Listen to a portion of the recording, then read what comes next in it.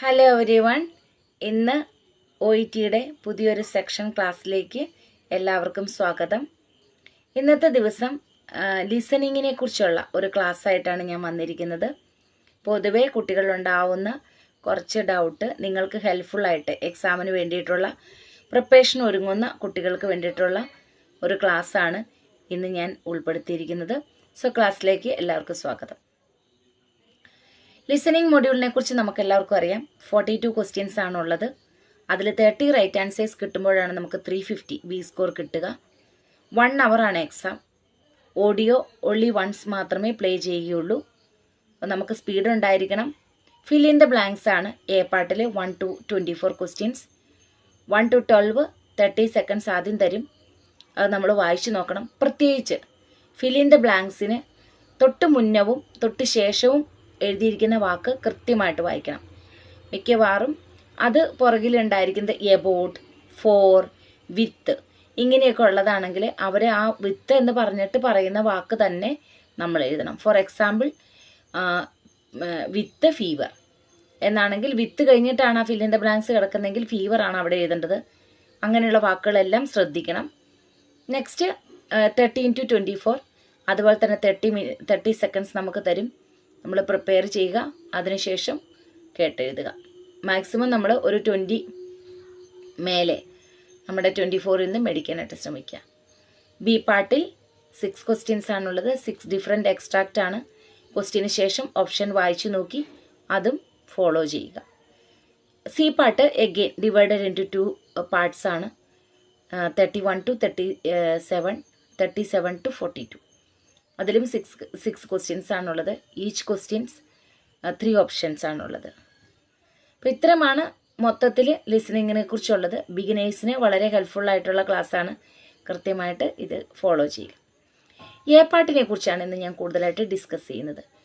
കുട്ടികളിൽ എ പാർട്ടുകൾ പൊതുവെ വളരെ ഡിഫിക്കൾട്ടാണെന്ന് പറയുന്നവർക്ക് ഈ ഒരു ക്ലാസ് വളരെയധികം പ്രയോജനപ്പെടും. നിങ്ങൾക്ക് എ പാർട്ടിൽ എങ്ങനെ 24 ഔട്ട് ഓഫ് 24 എങ്ങനെ ക്യാച്ച് ചെയ്യാം എന്നുള്ളതാണ് ഈ വീഡിയോയിൽ പ്രത്യേകമായിട്ട് പറയുന്നത്. അതിന് വേണ്ടിയിട്ടുള്ള കുറച്ച് ടിപ്സാണ് പറയുന്നത്. ഫസ്റ്റ് വൺ റെഗുലർ പ്രാക്ടീസ് ആണ്. റെഗുലർ പ്രാക്ടീസ് ഇല്ലാതെ നമുക്കൊരിക്കലും എ പാർട്ട് ഫുൾ ക്യാച്ച് ചെയ്യാനായിട്ട് പറ്റില്ല.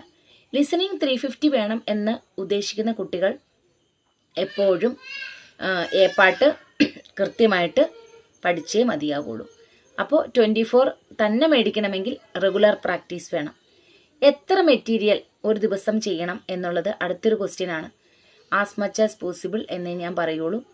അതിൽ നമുക്കൊരു 2 എ പാർട്ടിൽ കുറവ് ഒരിക്കലും ചെയ്യരുത്. മോർ ദാൻ 2 എപ്പോഴും നമ്മുടെ സമയമനുസരിച്ച് നമുക്ക് ചെയ്യുക. യൂട്യൂബിലൊക്കെ ഒത്തിരി മെറ്റീരിയൽസ് അവൈലബിൾ ആണ്. മാഗരിയാൻ്റെ മെറ്റീരിയൽസൊക്കെ വളരെ ഹെൽപ്ഫുള്ളാണ്. കൃത്യമായിട്ട് ഒരു 3, 4, 5 എ പാർട്ട് 1 to 24 നിങ്ങൾ ചെയ്യാനായിട്ട് ശ്രമിക്കുക. ആദ്യത്തെ ദിവസമൊന്നും നിങ്ങൾക്ക് സ്കോർ കൂടുകയില്ല. പക്ഷെ ഗ്രാജ്വലി ഇങ്ങനെ പറഞ്ഞുകൊണ്ട് പ്രാക്ടീസ് ചെയ്യുകയാണെങ്കിൽ ഒരു 15 ഡേയ്സിനുള്ളിൽ നിങ്ങൾക്ക് നല്ല സ്കോർ നിങ്ങൾക്ക് ഇമ്പ്രൂവ് ചെയ്യുന്നതായിട്ട് കാണാനായിട്ട് സാധിക്കും. പിന്നെ ഞാൻ പറഞ്ഞതുപോലെ നമ്മൾ വായിക്കുന്ന സമയത്ത് 30 സെക്കൻഡ്സ് വായിക്കുന്ന സമയത്ത് കൃത്യമായിട്ട് ഫിൽ ഇൻ ദ ബ്ലാങ്ക്സിന് മുന്നവും പുറകിലും കിടക്കുന്ന 2 വേർഡ്സും കൃത്യമായിട്ട് വായിച്ച് അത് മനസ്സിൽ പതിക്കുക. ഇത്രയൊക്കെ ടിപ്സാണ് നിങ്ങൾക്ക് എ പാർട്ട് കൃത്യമായിട്ട് വേണ്ടത്. പിന്നെ പ്രൊപ്പോസിഷൻസ് ഉള്ളത് അത് കൃത്യമായിട്ട് എഴുതണം. അതുപോലെ തന്നെ അവർ അതിൻ്റെ സിനണിം ആയിരിക്കും പറയുക. ഇപ്പോൾ ഫോർ എക്സാമ്പിൾ ഡിറ്റോറിയേറ്റഡ് എന്നാണ് നമ്മുടെ ഫിൽ ഇൻ ദ ബ്ലാങ്ക്സിന് തൊട്ട് പിറകിൽ കിടക്കുന്ന വേർഡെങ്കിൽ മിക്കവാറും അവർ ഇൻക്രീസ്ഡ് അല്ലെങ്കിൽ എക്സാർബേറ്റഡ് ഇങ്ങനെയുള്ള വാക്കുകളായിരിക്കും അവരുടെ ഓഡിയോയിൽ പറയുക. അപ്പോൾ സിനണിംസ് എപ്പോഴും പഠിക്കണം. അത് വളരെ ഇമ്പോർട്ടൻ്റ് ആണ്. ഈ കാര്യങ്ങളെല്ലാം നിങ്ങൾ ഫോളോ ചെയ്യുക. നെക്സ്റ്റ് വായിക്കുന്ന സമയത്ത് ഫുൾ കോൺസെൻട്രേഷൻ വേണം. ഒരു രീതിയിലും മറ്റുള്ള ചിന്തകൾ വരാൻ പാടില്ല.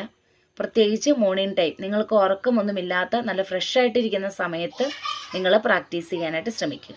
ഈ കാര്യങ്ങളൊക്കെ എ പാർട്ടിൽ ചെയ്യാനായിട്ട് പ്രത്യേകം ഉൾപ്പെടുത്തുക. ഇനി സ്പീഡ് വർദ്ധിപ്പിക്കുക എന്നുള്ളൊരു വലിയൊരു കാര്യമാണ്. കാരണം ഇത് പെട്ടെന്ന് പറഞ്ഞു പോകും.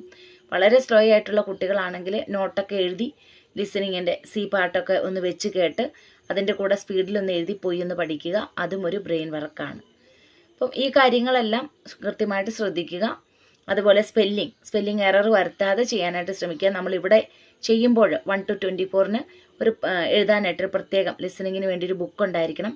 അതിൽ 1 to 24 നിങ്ങൾ എഴുതി വയ്ക്കുക. നിങ്ങൾക്ക് കിട്ടാത്ത വേർഡ് എഴുതി വെച്ച് അതിൻ്റെ സ്പെല്ലിംഗ് എല്ലാം നിങ്ങൾ കൃത്യമായിട്ട് എഴുതി വയ്ക്കുക. അന്നത്തെ ദിവസം തന്നെ സ്പെല്ലിംഗ് പഠിച്ചിട്ട് കിടക്കുക, വേർഡ് ഒന്ന് മനഃപ്പാടമാക്കുക. അവരെങ്ങനെയാണ് അത് പ്രൊനൗൺസ് ചെയ്യുന്നത്, എന്തുകൊണ്ടാണ് നമുക്കത് കിട്ടാത്തത്, മിക്കവാറും അവരുടെ പ്രൊനൗൺസിയേഷൻ മനസ്സിലാവാത്തതുകൊണ്ടായിരിക്കും. അപ്പോൾ അവരെങ്ങനെയാണ് പ്രൊനൗൺസ് ചെയ്യുന്നത് എന്നുള്ളത് നിങ്ങളുടെ കൂടി ഒന്ന് കേൾക്കുക. കേട്ട് അതുങ്ങളുടെ കൂടി ഒന്ന് മനസ്സിലൊന്ന് കോൺസെൻട്രേറ്റ് ചെയ്തൊന്ന് ഹൃദയസ്ഥമാക്കുക. അങ്ങനെ വേർഡും പഠിക്കുക. ഇതെല്ലാം നിങ്ങൾക്ക് യൂസ്ഫുൾ ആയിട്ടുള്ള ടിപ്പാണ് എ പാർട്ട് ഇമ്പ്രൂവ് ചെയ്യാനായിട്ട്. റെഗുലർ പ്രാക്ടീസ് വെരി ഇമ്പോർട്ടൻ്റ് ആണ്. അത് ചെയ്യുക. 24 മേടിക്കാനായിട്ട് ശ്രമിക്കുക. ഈ കുഞ്ഞു കുഞ്ഞു കാര്യങ്ങൾ നിങ്ങൾക്ക് റെഗുലറായിട്ട് ചെയ്താൽ നിങ്ങൾക്ക് നല്ലൊരു സ്കോർ നിങ്ങൾക്ക് കിട്ടും. അപ്പോൾ ഇന്നത്തെ ക്ലാസ് വളരെയധികം യൂസ്ഫുൾ ആണെന്ന് ഞാൻ വിശ്വസിക്കുന്നു. അടുത്ത ദിവസം ലിസണിങ്ങിൻ്റെ തന്നെ കൂടുതൽ കാര്യങ്ങളുമായിട്ട് നമുക്ക് അടുത്ത വീഡിയോയിൽ കാണാം. Thank you so much.